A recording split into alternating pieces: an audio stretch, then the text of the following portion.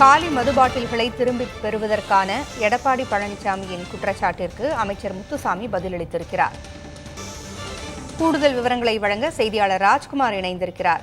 ராஜ்குமார், அமைச்சர் முத்துசாமியின் பதில் என்ன?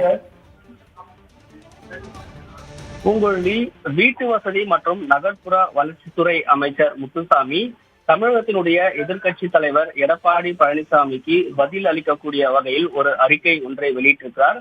அதாவது டாஸ்மாக் கடைகளில் காலி பாட்டில்களை திரும்ப பெறுவது தொடர்பாக எதிர்க்கட்சி தலைவர் எடப்பாடி பழனிசாமி விமர்சனத்தை முன்வைத்திருந்தார்.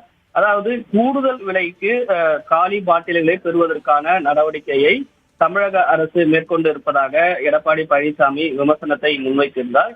இதற்கு பதிலளிக்கக்கூடிய வகையில்தான் அமைச்சர் முத்துசாமி தற்போது அந்த அறிக்கையை வெளியிட்டிருக்கிறார். ஏற்கனவே 2022ஆம் ஆண்டு நீலகிரி மாவட்டத்தில் காலி பாட்டில்களை பெறுவது முறையான நடவடிக்கை மேற்கொண்டு அதற்கு பிறகு 9 மாவட்டங்களில் முழுமையாக இதை செயல்படுத்தி வருவதாக அமைச்சர் தெரிவித்திருக்கிறார்.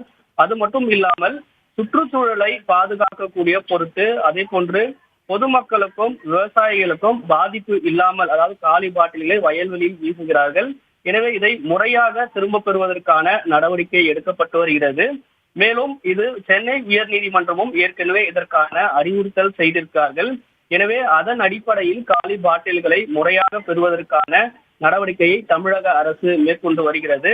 அதிமுக ஆட்சியில் கடந்த 10 ஆண்டுகளில் இது போன்று எந்த விதமான நடவடிக்கையும் எடுக்காமல் தற்பொழுது அரசியல் ரீதியான விமர்சனமாகவே எதிர்க்கட்சி தலைவர் எடப்பாடி பழனிசாமி இந்த விமர்சனத்தை முன்வைத்திருப்பதாக தெரிவித்திருக்கிறார்.